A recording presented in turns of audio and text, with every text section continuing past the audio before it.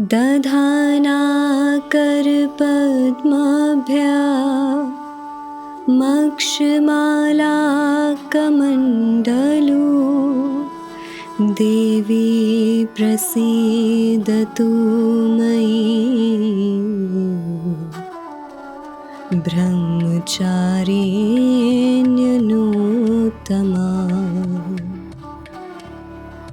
आज यानी नवरात्रि के दूसरे दिन पूजा जाता है माँ ब्रह्मचारिणी को।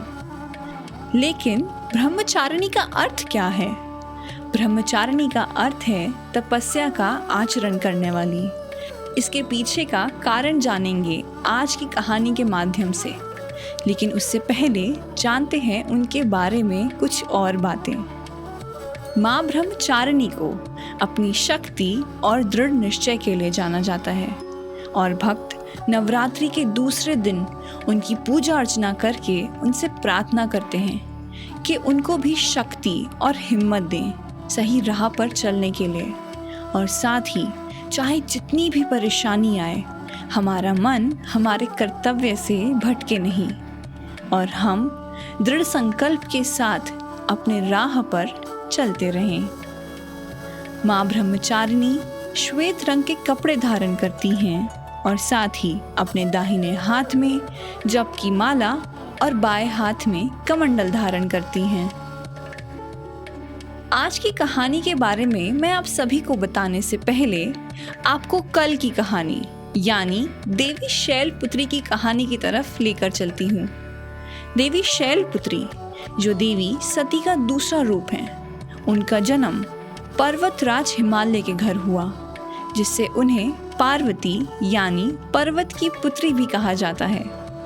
पार्वती का ये पुनः जन्म भगवान शिव से विवाह करने के लिए हुआ था ताकि उनकी संतान के हाथों राक्षस ताड़कासुर का वध हो सके। जब ये बात देवी पार्वती को पता चली कि पिछले जन्म में भगवान शिव उनके पति थे और इस जन्म में भी उनका विवाह भगवान शिव से होना है, तो अंदर ही अंदर वो भगवान शिव को अपना पति मान चुकी थी। नारद जी की सलाह पे उन्होंने शिव जी को अपने पति के स्वरूप में पाने के लिए कठिन तप करने की ठानी।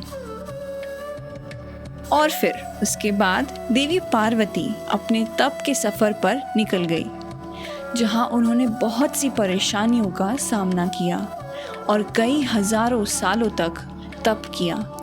इस दौरान देवी पार्वती का नाम तपस्चारिणी यानी ब्रह्मचारिणी पड़ गया। माँ ब्रह्मचारिणी ने पहले कई हजार साल सिर्फ फल और फूल खा के अपना जीवन व्यतीत किया और उसके बाद कई हजारों सालों तक सिर्फ सब्जियों पर। उनका तप सिर्फ यही नहीं ख़त्म हुआ, उसके बाद भी उन्होंने लगभग 3000 साल तक सिर्फ ज़मीन पर गिरी हुई पत्तियां खाई और साथ ही खुले आसमान के नीचे ज़मीन पे सोकर। और फिर आखिरकार उन्होंने ज़मीन पर गिरी हुई पत्तियों और पानी का भी त्याग कर दिया और बिना कुछ खाए पिए उन्होंने तप किया, जिससे उनका नाम पड़ा अपर्णा, जिसका अर्थ है कि जिसने पत्तियां यानी पर्ण का त्याग कर दिया हो, उसको अपर्णा कहते हैं।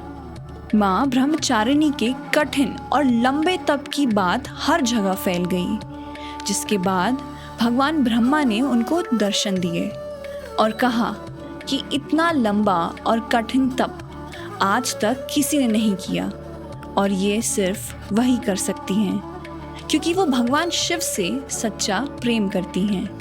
और उनको आशीर्वाद दिया कि भगवान शिव इस जन्म में उनके पति ज़रूर बनेंगे। माँ पार्वती के तप और त्याग की बात भगवान शिव तक भी पहुँची और फिर भगवान शिव ने उनका इम्तिहान लेना चाहा और उनके सामने एक साधु के भेष में गए और कहने लगे कि वे बेकार ही तप कर रही हैं। और तो और उनके सामने भगवान शिव की निंदा भी करने लगे, जिसको सुन के माँ पार्वती बहुत क्रोधित हो गई और उनको भगवान शिव के बारे में कटु शब्द बोलने से रोकने लगी।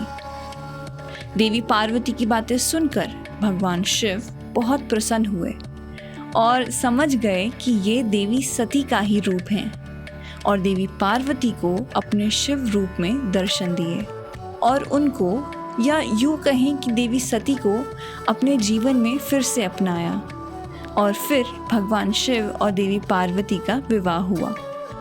ये तो थी माँ ब्रह्मचारिणी के तप और त्याग की कहानी, जो हम सभी को शक्ति देती है कि कैसे हम भी अपने जीवन में एक दृढ़ संकल्प और निश्चय के साथ अपने कर्तव्य का पालन करें और अपने उद्देश्य को प्राप्त करें। लेकिन ये कहानियों का सिलसिला अभी यूं ही चलता रहेगा। आगे माता पार्वती और भगवान शिव के विवाह के बाद माता पार्वती के कई और अवतार और शक्तियों के बारे में जानेंगे और समझेंगे कि कैसे देवी पार्वती बनी माँ चंद्रघंटा।